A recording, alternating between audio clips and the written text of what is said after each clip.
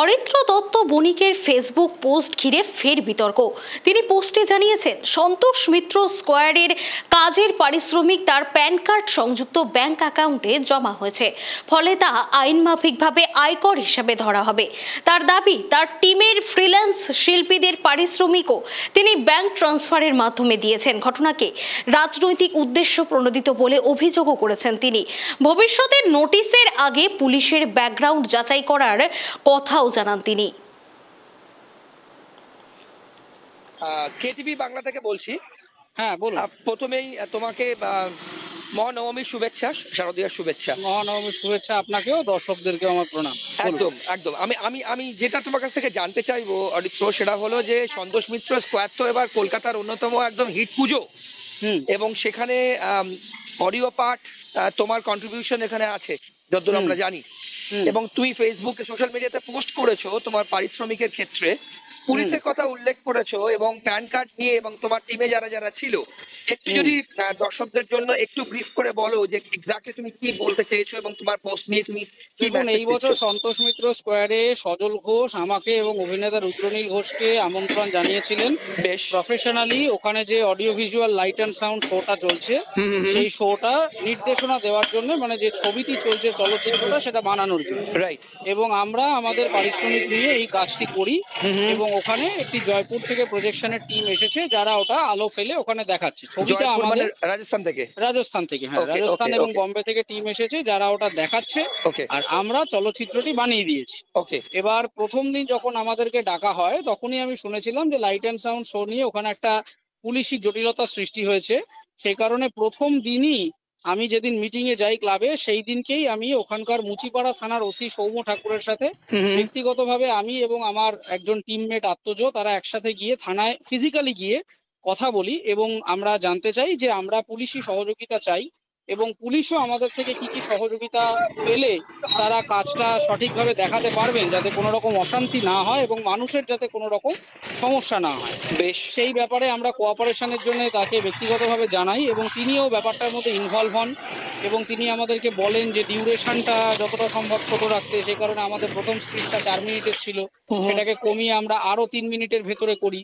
এবং 18ই সেপ্টেম্বর আমি একটি প্রাইভেট ইউটিউব লিঙ্কে, যেটা আমি আমার ফেসবুক পেজে দিয়েছি, যে কলকাতা পুলিশের জন্য স্পেশাল ভার্সন আমি পুলিশকে এই ওসি মুচিপাড়াকে আলাদাভাবে হোয়াটসঅ্যাপে পাঠাই, এবং লাগাতার তার সাথে আমার ব্যক্তিগত স্তরে কথোপকথন চলতে থাকে যে কি কি ভাবে এটাকে আরো আমরা করলে পুলিশেরও যাতে কোনো অসুবিধা না হয় এবং আমাদেরও কোনো রকম কোনো সমস্যা না হয়, যাতে আমরা সিনেমাটা ওখানে দেখাতে পারি মানে অবাধে, এবং নাগরিকদেরও যাতে কোনো রকম বিশৃঙ্খলার মধ্যে না পড়তে হয়।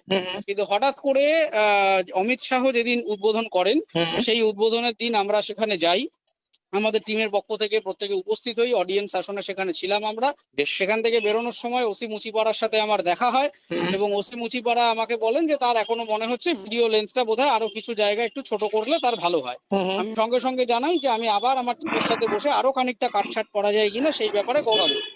কিন্তু পরের দিন সকালবেলা হঠাৎ করে আমার কাছে একটি ফোন আসে, একজন এসআই বা এএসআই, তিনি মুচিপাড়া থানা থেকে আমাকে লাগাতার ফোন করেন, এবং ফোন করে বলেন যে আমি মানে একদম অভিযুক্ত আসামির মতো আমাকে তিনি জানতে চান যে আমি কোথায় আছি, এক্ষুনি জানাতে, আমাকে একটি নোটিশ দেওয়া হবে। আমি তাকে বারংবার জানতে চাই যে নোটিশটি কেন, কি ব্যাপার বৃত্তান্ত।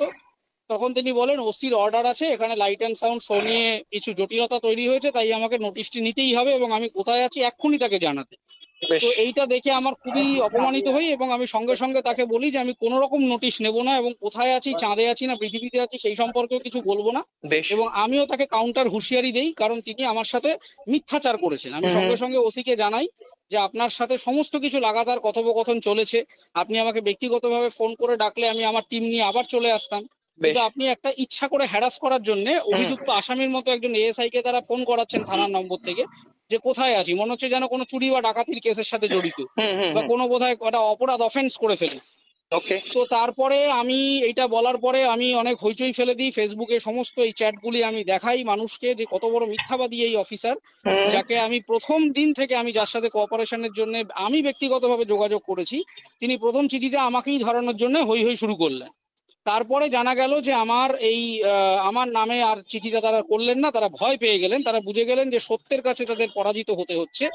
সেই কারণে তারা যেটা করলেন যে তারা যে প্রজেক্টর কোম্পানি তাদেরকে একটা নোটিশ পাঠিয়ে বসলেন এবং সেখানে তারা লিখে বসলেন যে কি কন্ট্রাক্ট আছে, জিএসটি ডিটেল, অমুক তসু, ট্যাক্স দিয়েছো কিনা, বিভিন্ন রকম ভাবে, যেটা বোঝাই যাচ্ছে যে ইচ্ছাকৃত অশান্তি সৃষ্টি করার জন্য। তো মানে সেই পুরো কারণেই ডাইমেনশনটা ঘুরে গেল, মানে একটা হ্যাঁ থেকে পুরো অন্যটায় চলে গেল। হ্যাঁ পুরো বিষয়টাই আমার আমার যেহেতু আমার একে খুব একটা মানে সায়স্তা করতে পারলো না, আমার সত্যের কাছে পরাজিত হলেন তারা, সেই কারণে তারা প্রজেক্টর কোম্পানিকে হেনস্থা করতে আরম্ভ করলেন। তো সেই কারণেই গতকাল আমার বেতনের যে অংশটা আমি পেয়েছি, সেটা আমি তো কোনো রকম কালোবাজারি কাজকর্ম করি না, আজ অব্দি আমার জীবনে 1 টাকা কোনো অনৈতিক রোজগার নেই।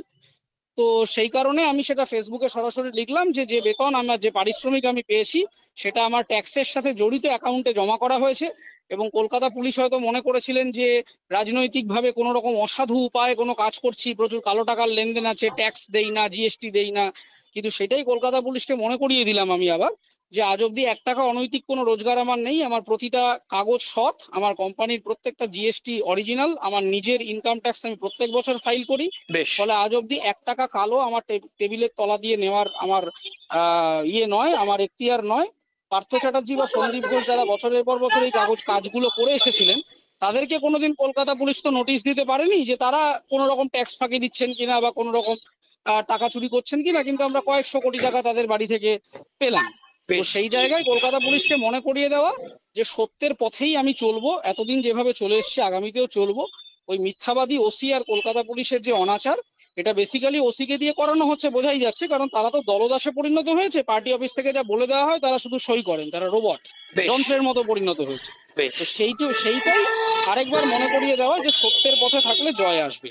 পবিত্র, একদম শেষ প্রশ্ন করব, এটা কি শুধুমাত্র সন্তোষ মিত্র স্কোয়ার, যা কলকাতার এবার প্রচুর মানুষ, অগন্তিক মানুষ গেছে, তুমি কি মনে করছো যে সন্তোষ মিত্র স্কোয়ারের সঙ্গেই তুমি যেহেতু জড়িত ছিলে টোটাল অডিও পার্টটা নিয়ে, যে পার্টটা নিয়ে তুমি বললে, হ্যাঁ এই ব্যাপারে কোনো সন্দেহই নেই। যেহেতু সন্তোষ মিত্র স্কোয়ার যে এলাকায় অবস্থিত, সেখানে তৃণমূলের ভোটার সংখ্যা কম, ক্লাবের সদস্য সংখ্যা থেকে, সদস্যদের মধ্যে থেকে শুরু করে এলাকাবাসী, ওই প্রতিটি বুথে তৃণমূলের ভোট কম।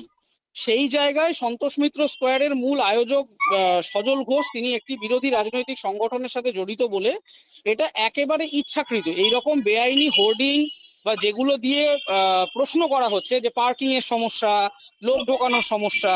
আপনি শ্রীভূমির মণ্ডপের থেকে যদি মাপঝোপ করে নিয়ে আসেন, তাহলে এন্ট্রেন্স অনুসারে সন্তোষ মিত্র স্কোয়ারের মণ্ডপ অনেক বড়, অনেক চওড়া এন্ট্রান্স ওয়াইজ, কিন্তু ইচ্ছা করে ব্যারিকেড দিয়ে পুলিশের আসলে একটা খারাপ অভিসন্ধি ছিল, যাতে ওখানে জায়গাটাকে ছোট করে একটা দেশপ্রিয় পার্ক গোছের একটা স্ট্যাম্পেড ক্রিয়েট করে ক্লাবের ওপরে দোষ চাপিয়ে দেওয়া যায়। কিন্তু মানুষের স্বতঃস্ফূর্ততার কাছে সেটা হার মানতে হলো।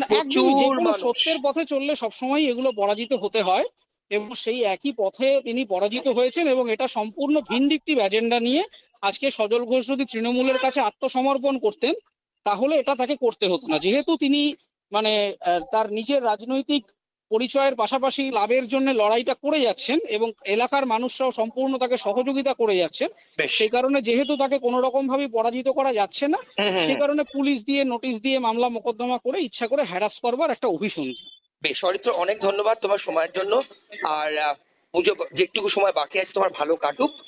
আর আরো একবার জনবিস্ফোরণ বলা যায় সন্তোষ মিত্র স্কোয়ারের জন্য।